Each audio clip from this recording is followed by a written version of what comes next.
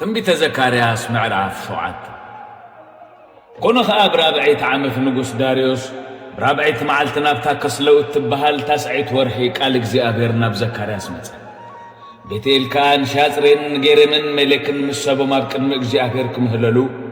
ነቶም ካህናት ቤተ እግዚአብሔር ጎይታ ሰራዊትን ነቢያትን ከአ ከምትበተን ብዙሓት ዓመታት ዝገበርኩ ወደ ቤት 50 ወርሕ ተፈልኸ በኪየ ኢሎም ከነግሩዎም ለአኸም ከምዚ ዝብል ቃል እግዚአብሔር ጎይታ ሰራዊት ከአመፀን ንኹሉ ህዝብ እተሃገርን ካህናትን ከምዚልካ ተዛረቡ በተን 70 ዓመትን ኣብ 50 ናብ 70 ወርሕ ተጾሙን ተበኺን ዝነበርኩም ሲ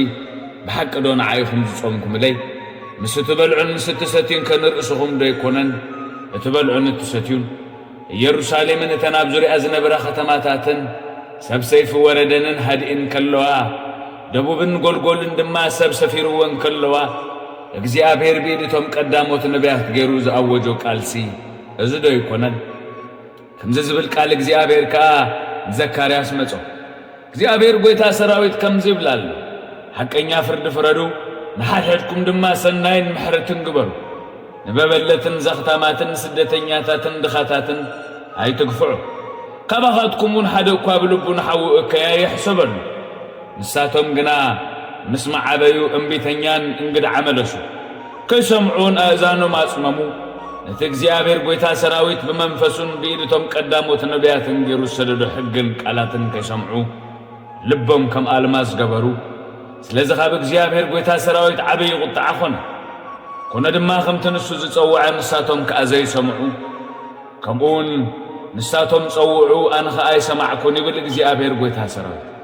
ኣነው ናባታቶም ዘይፈልጥዎ ዘበሉ ኩሎም ኣህዛብ በተንክዎም እታ ሃገር ከ ሓደ እኳ ዘይሓልፋን ዘይምለሳን ኮይና ብድሕሪኦም ባደመት ነታ ሃገር ብደስታውን ኣባደሙ تنبيت زكرياس معراف شمون كمز زبل قال እግዚአብሔር ጎይታ ሰራዊት ከአመጽ አነ በጽዮን ዓበይ ቅነቀኒ ኢለኹ بعبي ቁጣውን ቀኒ ኢላለኹ ይብል እግዚአብሔር ጎይታ ሰራዊት አነ ናብ ጽዮን ክምለስ አማከል ኢየሩሳሌም ክነብሬ ኢየሩሳሌም ድማ ከተማ ሐቅ ክትስመ የተኸረን እግዚአብሔር ጎይታ ሰራዊት ከ ቅዱስ ከረን ክስመ ይብል እግዚአብሔር አረጋው ተሰቁትን አረጋውትን እስተን ገና በአደባባያት ኢየሩሳሌም ተቀመጡ ይም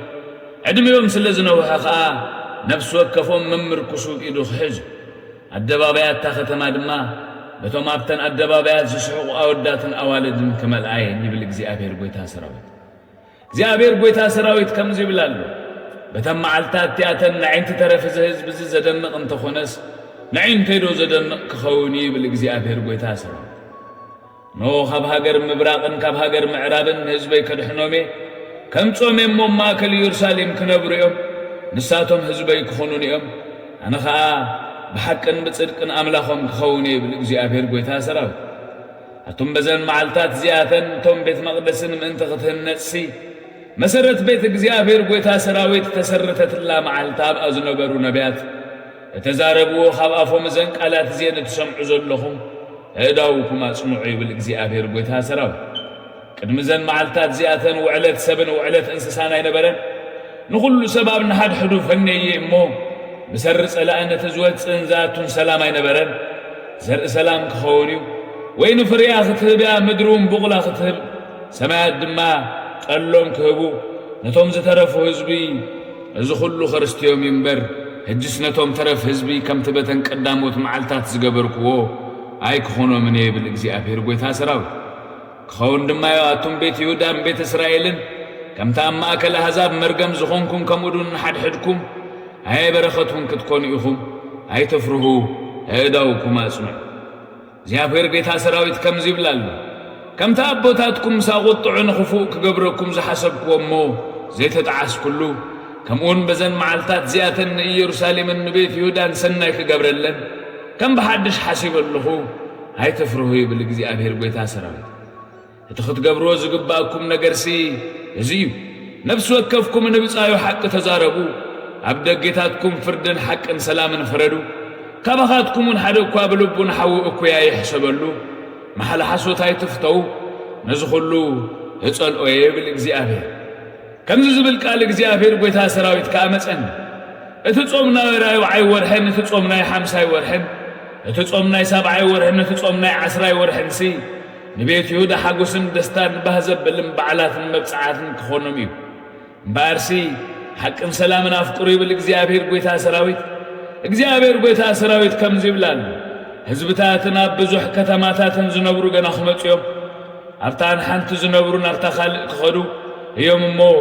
ኣብ ቅድሚ እግዚአብሔር ክንምህለል ንእግዚአብሔር ጎይታ ሰራዊት ከዓ ክንደሊ ንኺድ ኣነ እውን ክኸይድ የኽብሎም እዩ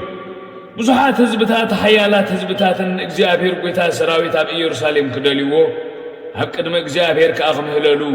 ክመጹ እዮም በታ መዓልተን መዓልታት እቲኣተን ካብ ኩሉ ቋንቋታት ኣሕዛብን ኩሉ 10 ሰብ ንሓደ ኣይሁዳዊ ዘፈር ክዳኑ ሒዞም እግዚአብሔር ምሳኹም ከም ዝኾነ ሰሚዕና ኢና እሞ ምሳኻትኩም ክንከይድ ኢና ክብሉ እዮም ይብል እግዚአብሔር ጎይታ ሰራዊት